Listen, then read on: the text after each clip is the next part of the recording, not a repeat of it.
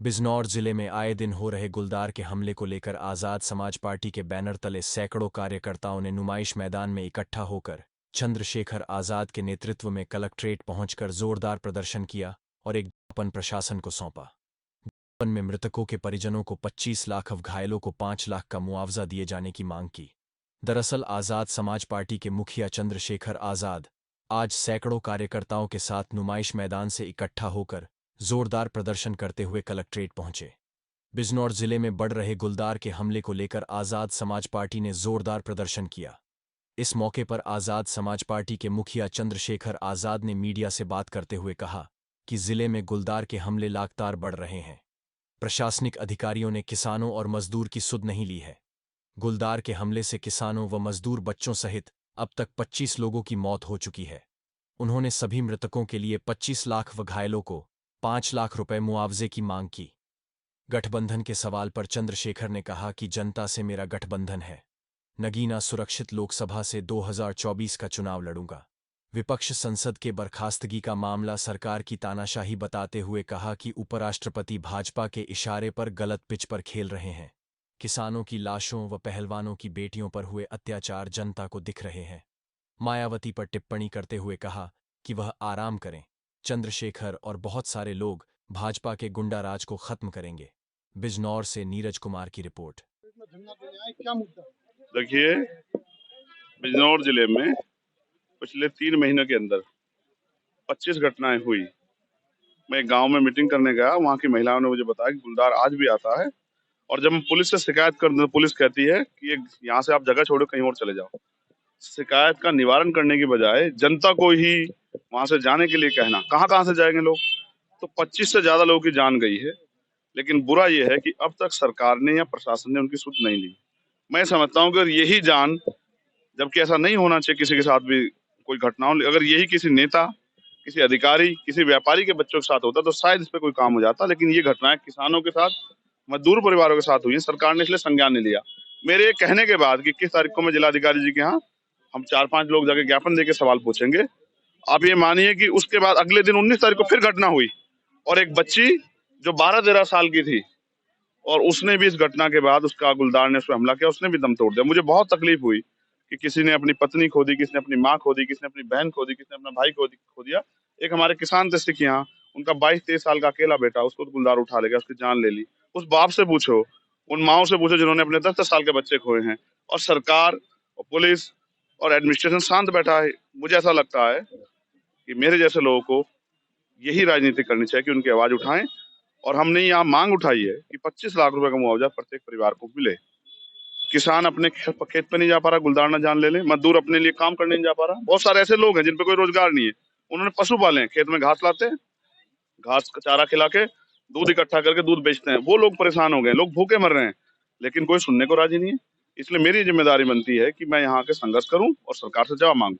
आज हमने जिलाधिकारी जी को ज्ञापन देना है जिसके जरिए 25 लाख रुपए मुआवजे की मांग की है और घायल उनके लिए जो मृतक है उन परिवारों के लिए, और घायल लोगों के लिए 5 लाख रुपए की मदद की मांग की है।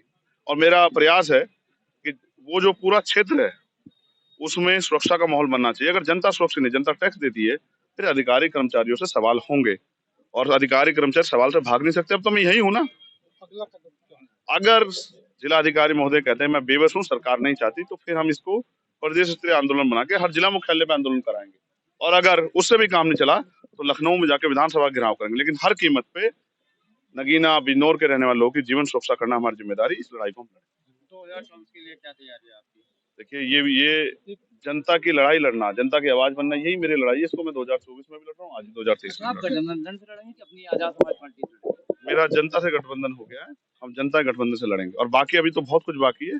आने वाले दिनों में आपको बहुत कुछ जानने का मौका मिलेगा। नगीना कंफर्म क्या? यस, नगीना लड़ेंगे। अच्छा, अगला एक छोटा मुद्दा ये है कि जैसे लोकसभा में इस समय बवाल चल रहा है कि मुख्यमंत्री को लेकर विपक्ष को गठबंधन से बाहर कर दिया गया संसद से, और उधर बीजेपी वाले ये आरोप लगा रहे हैं कि साहब उपराष्ट्रपति का जो सम्मान वो हुआ है, बेइज्जती हुई है। तो इससे आप किस रूप में? 2 चीजें हैं। पहला, जो सांसदों को बर्खास्त किया गया उसमें मैंने अपनी बात रख के कहा है कि ऐसा समय जो तानाशाही का दौर आ गया, सरकार विपक्ष विहीन लोकतंत्र की कल्पना कर रही है, संसद की कल्पना कर रही है। ये लोकतंत्र की हत्या है। इसलिए मैंने कहा कि सभी सांसद 1989 की तरह इस्तीफा दे दें और सड़कों पे आए, जनता की अदालत में चलें और हम उनके साथ हैं सड़कों पे, जिससे कि सरकार की तानाशाही को रोका जाए। दूसरी बात, मैं उपराष्ट्रपति जी का बहुत सम्मान करता हूँ, लेकिन मैं याद दिलाना चाहता हूँ, मैं उनके अगर उनका अपमान है तो मैं इससे बहुत आहत हूँ, लेकिन जब हमारी पहलवान बेटियों का अपमान हुआ, जब हमारी पहलवान बेटियों को घसीटा गया, तब भी सब यहीं थे।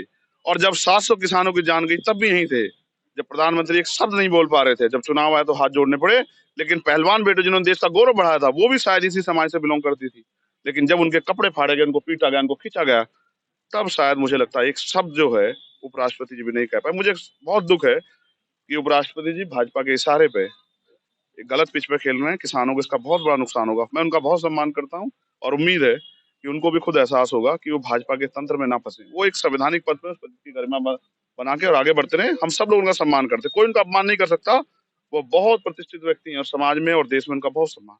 लेकिन आज वो बीजेपी के इशारे पे जो कर रहे हैं, इससे नुकसान होगा। जनता देख रही है कि किसानों की लाशों पे हंसने वाले भाजपा के लोग, पहलवान बेटियों की के अपमान पे हंसने वाले भाजपा के लोग आज अपने आप कितना गौरवान्वित महसूस कर रहे हैं। तो इसलिए ये सब चीजें 2024 से जुड़ी हुई चीजें हैं, लेकिन जनता समझदार है। अभी आपने मायावती जी के लिए परिवारवाद पे सवाल कमेंट किया कि उन्होंने आत्मा संघ को बना के परिवारवाद को बढ़ावा दिया। नहीं, मैं परिवारवाद की बात नहीं कर रहा हूँ। बेसिकली काशीराम साहब ने जो तैयार किया था विचारों का आंदोलन, वो कमजोर वर्गों का संयुक्त आंदोलन था। आपने उससे कमिटमेंट किए थे। नेता की ताकत होती है उसका उसका कमिटमेंट, उसका स्टैंड। जब नेता अपने कमिटमेंट स्टैंड छोड़ता, विचार छोड़ता, तो समझ जाना चाहिए। देखिए, पिछले साल बहन जी ने कहा कि वो भी बहुत मजबूत है, 20 साल कहीं नहीं जाने वाले, 20 साल तक वही राजनीति करेंगे। अचानक क्या हुआ 1 साल में कि आपने उत्तराधिकारी घोषित कर दिया? तो मैं समझता हूँ उन्होंने, उनको खुद महसूस हो गया कि आज की राजनीति में वो फिट नहीं बैठ रही है और चंद्रशेखर आजाद को रोकने के लिए जितने प्रयास कर लो। मैं इससे नहीं घबराता हूँ। मैं उनका धन्यवाद देता हूँ और मैं उनसे कहूंगा कि वो आराम करें। उनके हम चंद्रशेखर और बहुत सारे लोग देश में निकले हुए हैं जो भारतीय संविधान की भी रक्षा करेंगे, लोकतंत्र की भी, और प्रयास करेंगे कि भाजपा की इस गुंडा राज को खत्म किया जाए। धन्यवाद।